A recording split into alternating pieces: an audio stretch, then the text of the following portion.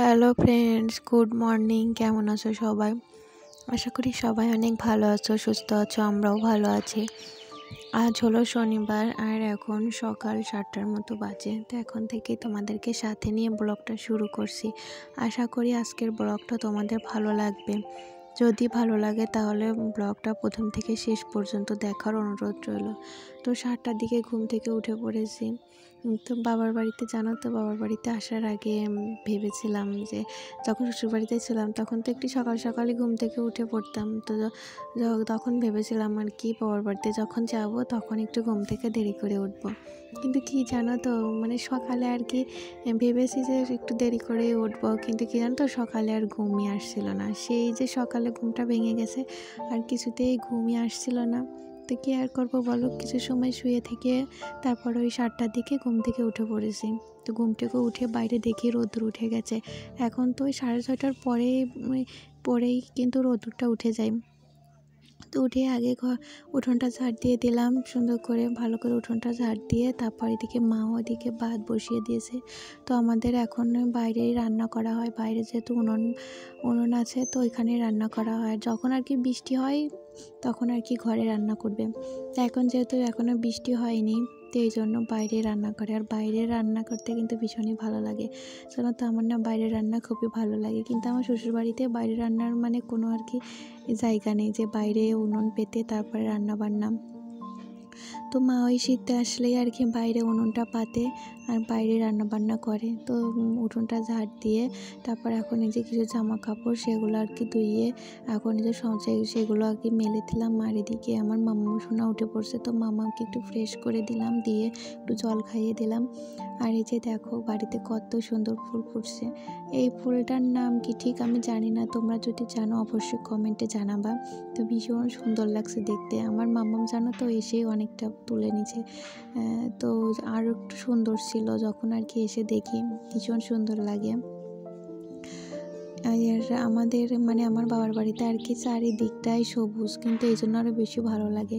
শ্বশুর বাড়িতে তো ওইভাবে মানে উঠানে শান, ঘর শান সমস্ত কিছু আর কি পাকা করা, তো এই জন্য সবুজ সবুজ ভাবটা অতটা বোঝা যায় না।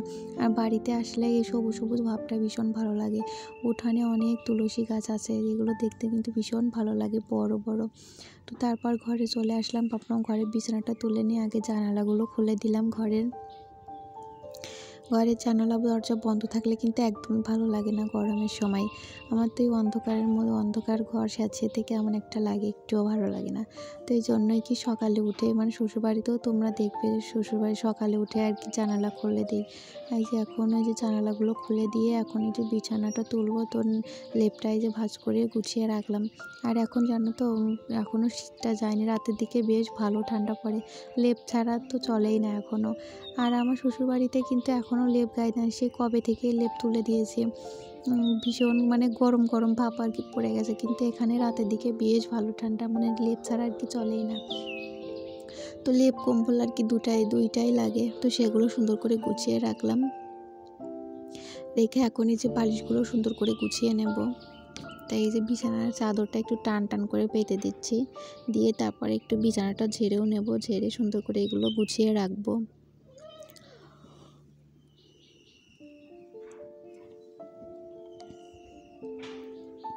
তো বিছানাটা তো সুন্দর করে ঝেড়ে নিয়েছি, নিয়ে এখন এই যে খাটের এই জায়গাটাও সুন্দর করে মুছে নিলাম, তারপরে চেয়ারগুলো মুছে নিচ্ছি।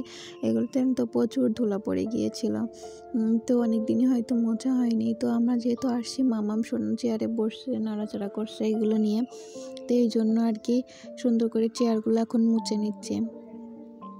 আর এই যে দেখো ব্যাগে মানে আমার লাগেজের ভিতরে সমস্ত জামা কাপড় রয়েছে, তো এগুলো এখনও গোছানো হয়নি, ওইগুলো গোছাবো দুপুরের দিকে আর কি। তো তারপর বাড়ি এসে দেখি বাবা বাজার করে নিয়ে চলে আসছে। তো ওই যে সিলভার কাপ মাছ নিয়ে আসছে ছোট ছোট, তো এগুলো এখন এই যে কেটে নিচ্ছে। তো সুন্দর করে মাছের আঁশগুলো আগে ছাড়িয়ে নেব, ছাড়িয়ে তারপর আর কি কেটে নেব। সিলভার কাপ মাছ কিনতে ভীষণই ভালো, তো আমাদের এই বাড়িতে আর কি সিলভার কাপ মাছটা আর কি বেশি কেনা হয় বড় মাছের মধ্যে। আর শ্বশুর বাড়িতে দেখবে ওই যে কাতল মাছ, তো এটাই আর কি বেশি আনা হয়। তোমরা তো দেখো সবসময়, তো তোমাদের সাথে শেয়ার করি কখন কি মাছ কেনা হয়। তো এখন মাছটা পিস পিস করে সুন্দর করে কেটে নেব। রুবেল জান্নাত ব্লগ আইডি থেকে একটা আপু কমেন্ট করেছো, দারুণ দিদি, তোমার জন্য ভালোবাসা রইল। তো থ্যাংক ইউ আপু, সুন্দর একটা কমেন্ট করার জন্য। এভাবে আমার পাশে থেকো, এভাবে আমাকে সাপোর্ট করো। তো তোমাদের ভালোবাসা ছাড়া কোনো কিছুই সম্ভব নয়, তোমরা পাশে থাকলে সমস্ত কিছুই সম্ভব। তো এভাবে আমার পাশে থেকো সবাই। তো তারপর মাছ কেটে ধুয়ে দিলাম, মা রান্না বান্না করছে। আর এই যে দেখতেই পাচ্ছ আমার মাম্মাম সোনা ঘুম থেকে উঠে এখানে খেলাধুলা করছে। তো সারা দিন জানো তো খেলাধুলা করে এভাবে, বাড়িতে তো এভাবে খেলাধুলা করেই না। তো ভীষণ দুষ্টুমি করে, এখানেও দুষ্টুমি করছে, তারপরও এখানে কিন্তু বেশ ভালোই খেলাধুলা করছে। এই যে সকালে ঘুম থেকে উঠে শুরু হয়ে গেছে খেলাধুলা। আর এখানে যেহেতু আমার বৌদির মেয়েরা আছে অনেক খেলার সাথী আছে, তো ওরা আসে ওর মামামের সাথে খেলতে। তো এই জন্য একা একা জানো তো, আর দিদিদের সাথে ভীষণ খেলাধুলা করে, এটার জন্য তো আমার বেশ ভালোই লাগে। আর এই যে খেলনাগুলো দেখছিল, এগুলো সমস্তটা বাড়ি থেকে নিয়ে আসছে। কি আর করব বলো, যে মামাম ওইখানে গিয়ে কি নিয়ে খেলা করবে, শুধু দুষ্টুমি করবে, এই জন্য আর কি বাড়ি থেকে পুতুল খেলনা সমস্ত কিছু নিয়ে আসছি। সব কিছু নিয়ে আসা হয়নি, কিছু কিছু আর কি খেলনাগুলো নিয়ে আসছে যাতে মামাম সোনা খেলা করতে পারে।